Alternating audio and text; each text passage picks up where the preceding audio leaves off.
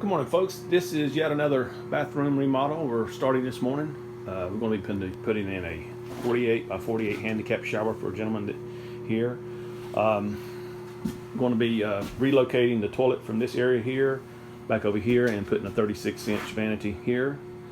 Going to be redoing the ceiling here. The wall here was originally over here, and they moved it over to give the bathroom about 24 inches more area.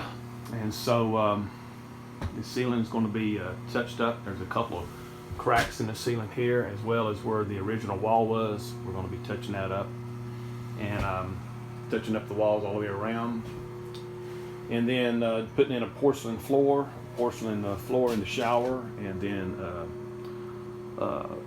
total porcelain shower here with handicap handrails, etc., etc. So stay tuned for this. I appreciate you folks following along, giving me a thumbs up, sharing with your friends, and subscribing to my YouTube channel for future updates. And if you don't mind, when you subscribe, just ring that bell on the right hand side of the screen, and that'll send you a notification each time I post new videos.